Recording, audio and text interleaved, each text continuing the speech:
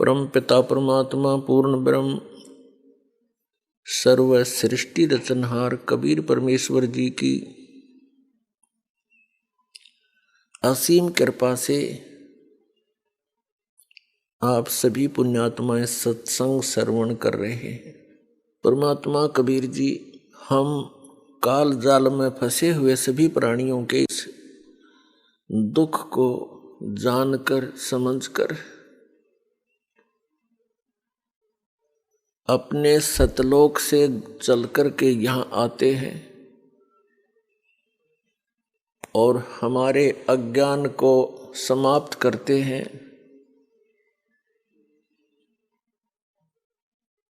हमें ये बताने की चेष्टा करते हैं कि तुम सभी प्राणी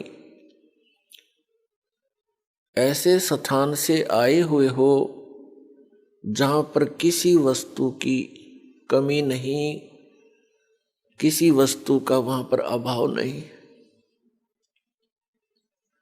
वहाँ कोई दुख नहीं, वहाँ पर वृद्ध अवस्था नहीं, सृष्टि ऐसी ही है, शरीर आपके ज्यों के त्यों हैं। वहाँ जो आपको शरीर प्राप्त था वो सभी रोग रहित, वृद्ध अवस्था उसमें नहीं होती, वहाँ मृत्यु नहीं होती। उस स्थान को आप अपनी गलती के कारण छोड़ आए। अब आप यहाँ पर ये दंड भोग रहे हो, सजा भोग रहे हो, और यहाँ पर आप जी ने इन दुखों को ही सुख मान लिया। यदि किसी को अधिक दुख है और उससे कुछ कम दुख को हमने सुख समझ लिया,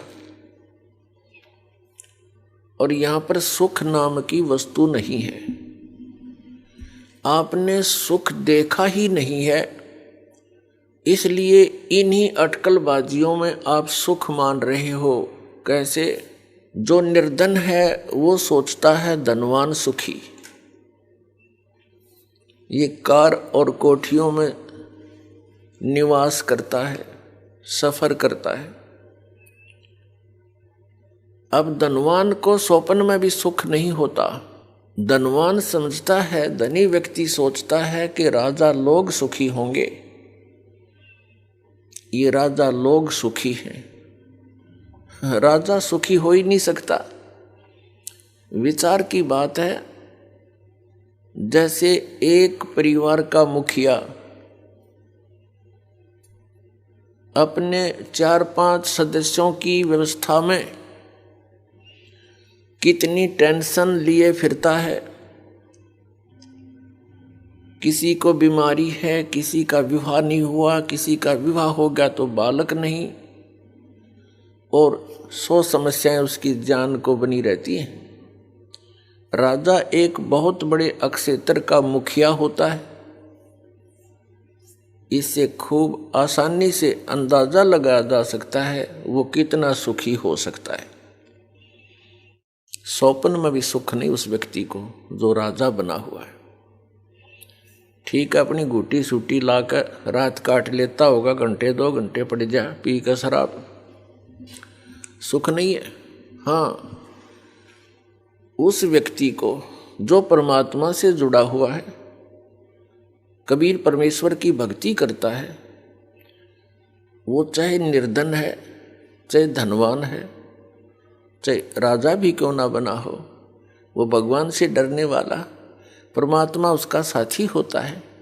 उसके ऊपर आने वाली आपदाओं को तुरंत निवारण करता है, क्योंकि कबीर परमात्मा वो सुख सागर हैं जो अपने बच्चों का दुख देख नहीं सकते।